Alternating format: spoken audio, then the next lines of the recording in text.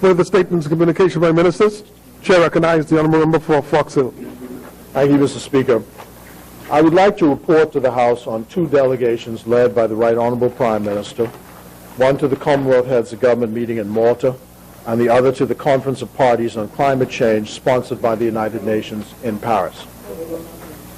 The delegations in both Malta and Paris included the Right Honourable Prime Minister, the Minister of Tourism, the Minister of Foreign Affairs, the Minister for International Trade, the Minister for Grand Bahama, the Minister of State for Investments, and the Minister for the Environment, along with their officials.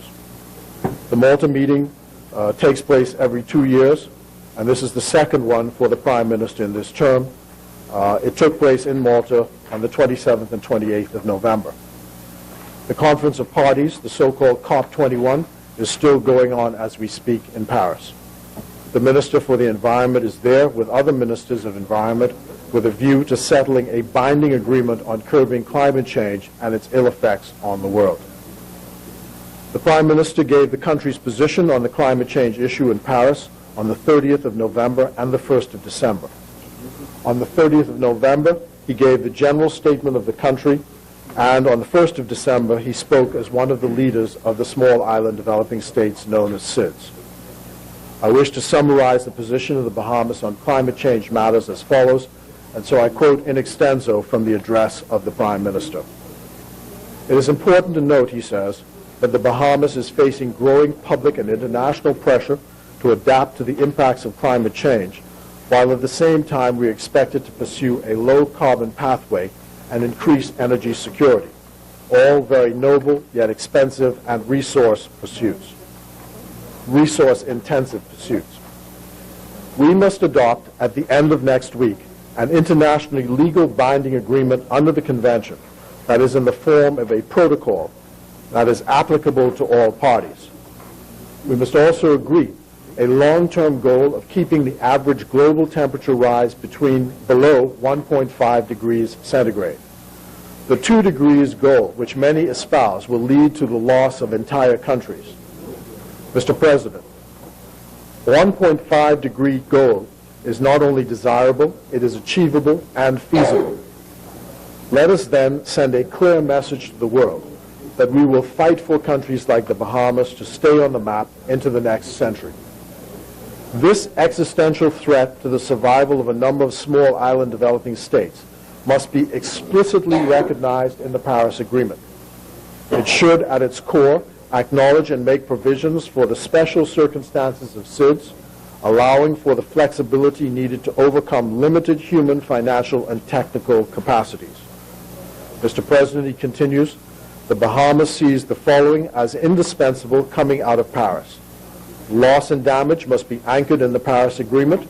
It is not possible to discuss even 2 degrees when there is no acceptable process in place to address the inevitable loss and damage that would result from adopting such a goal. And the recent experience of the Bahamas with Hurricane Joaquin shows that existing insurance structures are inadequate and often rely on legalisms which deny legitimate claims. Secondly, we must recognize the $100 billion per year pledge by developed countries needs to be honored and built upon in the post-2020 period. The Bahamas should be able to access these funds.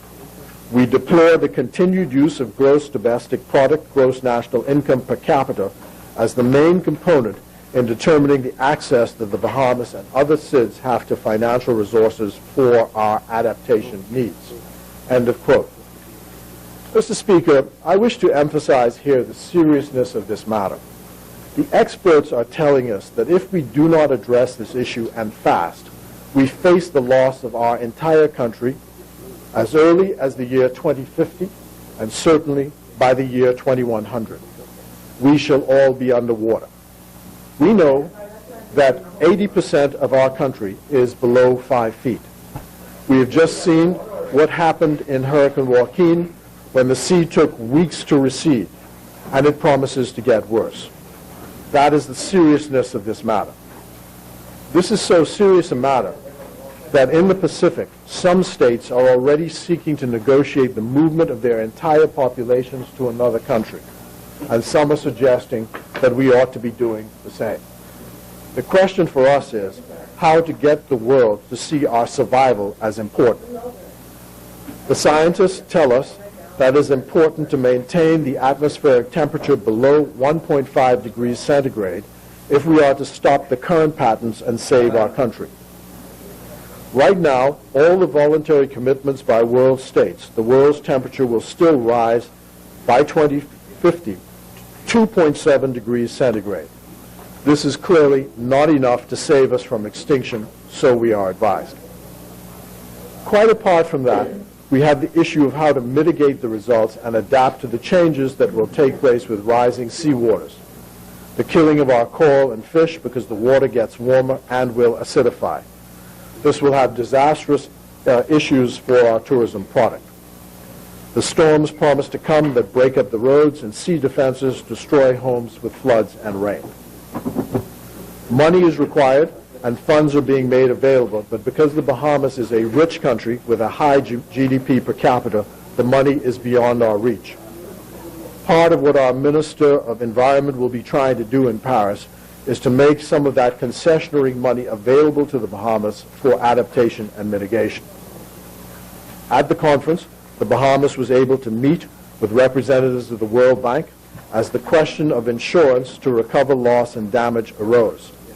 The claim under the Caribbean Insurance Fund, known as CRIF, following Hurricane Joaquin was denied because reportedly the rainfall did not amount to 10 inches or more. This surely defeats the purpose for which we are seeking to have relief. And so these matters are being urgently reviewed with the World Bank. Mr. Speaker, Mr. Speaker,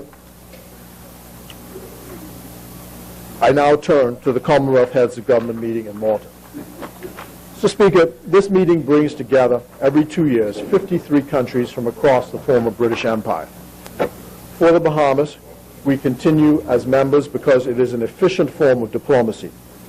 We get the opportunity over a few days and for relatively small cost to interact at a heads level with 52 other countries that we would not ordinarily have an opportunity to interact with them and to develop relations for the benefit of ourselves and for the world and the region. At the last Commonwealth Heads of Government meeting in Sri Lanka, the Prime Minister connected with the Prime Minister of New Zealand, which led to a helpful delegation of New Zealanders to come to the Bahamas to assist in the launch of value-added tax. This time, we were in the midst of a campaign for re-election to the seat of the International Maritime Organization, and we won with the highest margin ever, and the Commonwealth Heads of Government provided an interface directly with foreign ministers of countries or their prime ministers who were immediately able to lend us their support. Coming out of the Heads of Government meeting was a strong statement on climate change and the affirmation of principles of civil society participation in governance. There was a Bahamian delegation in Malta that participated in the business forum and in the civil society forum. I consider, however, an important triumph the success of the election of Baroness Patricia Scotland as the new Secretary General of the Commonwealth.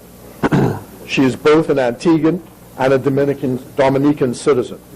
She is also British, and unlike other Caribbean people, not unlike other Caribbean people who moved to Britain with their parents.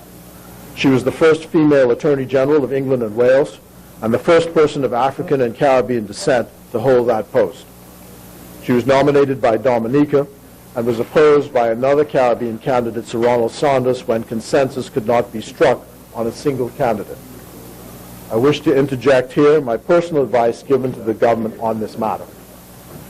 The countries that provide the funding for the Commonwealth are called the ABCs, Australia, Britain, Canada, and New Zealand. Their governments have been disengaging from the Commonwealth, dissatisfied over the state of its programs and restructuring. Given the eminent background of Baroness Scotland, I pledged my personal support some 2 years ago and indicated that I would do my best to convince the Prime Minister and the government. I made it clear, however, that it was not my decision, as some troublemakers in this country are now suggesting.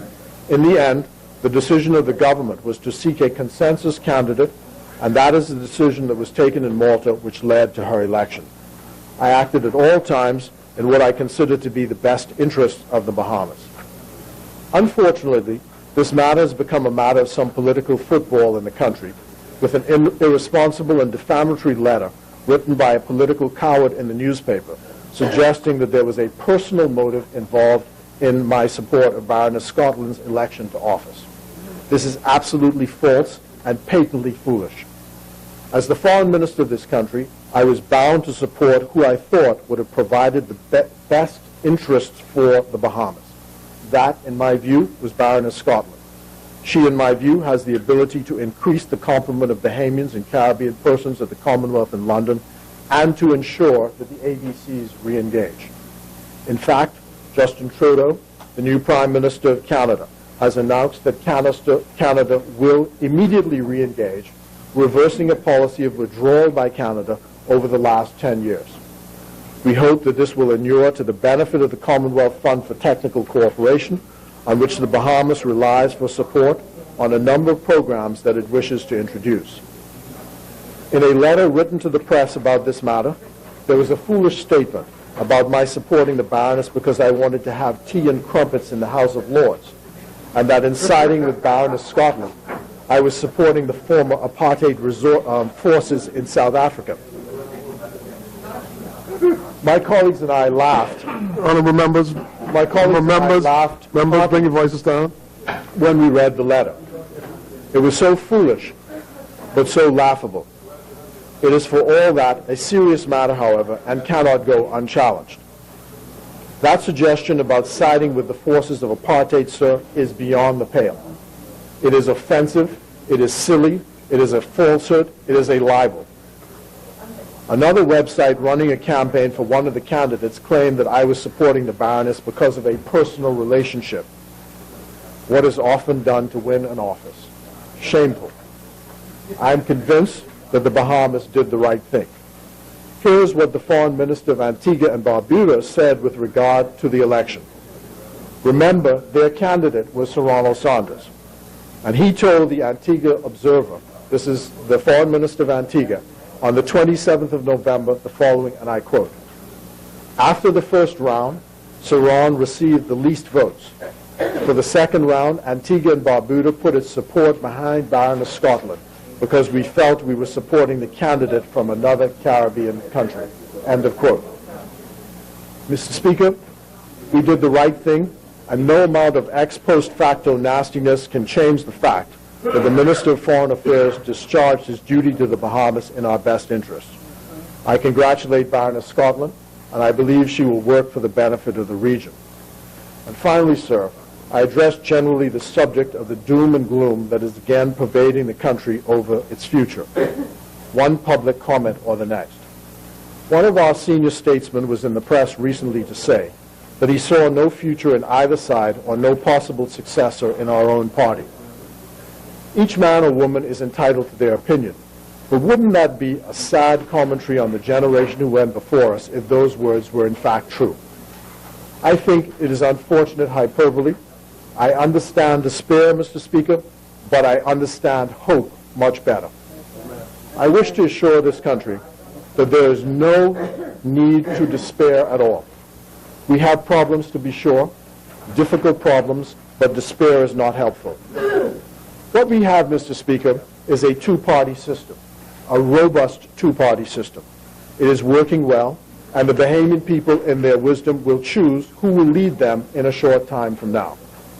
For good or ill, we, all of us, FNF, PLP, UDP, DNA, are what we have. We have no more, no less. We have ourselves, in this House of Assembly or outside, for good or ill. There is no point, sir, in complaining about the air when air is all there is to breathe. And I told the Right Honourable Prime Minister when we were away, I have known more defeats than you can shake a stick at. I know defeat. I've tasted defeat. I know what despair feels like, and I know what it tastes like. But I also know what hope is. Yes, And I always try to keep hope alive. yes. Whoever runs this country, I assure the critics, whoever runs this country, I assure the critics, will run and be accountable to the Bahamian people. As for succession and leadership, this is not a messianic business we are talking about. Nature shows us that it abhors a vacuum, and in the natural progress of things, there will be succession. The pending generation, sir, has faded away. We can dream all we want that one day it will return, but the wind has passed, blown over, and it is gone. He did his job. Right now, it is, right now, what and where we are is right now. And we have to deal with right now, not the past. I will do my job. I'm sure all of us will do our jobs. Whoever takes over, whoever emerges, nature tells us, again, someone will emerge. They will not descend from the clouds. There is no need to despair about that either. We may not know it, we may not see it, but one day there will be surely succession. You cannot, sir, as a statesman, just throw up your hands in the air and say a pox on both your houses. While we live, we must continue to work, to pray, and to preach hope. I preach hope, I believe in hope, and I say to myself every morning when I get up, forward ever, backward never. Thank you.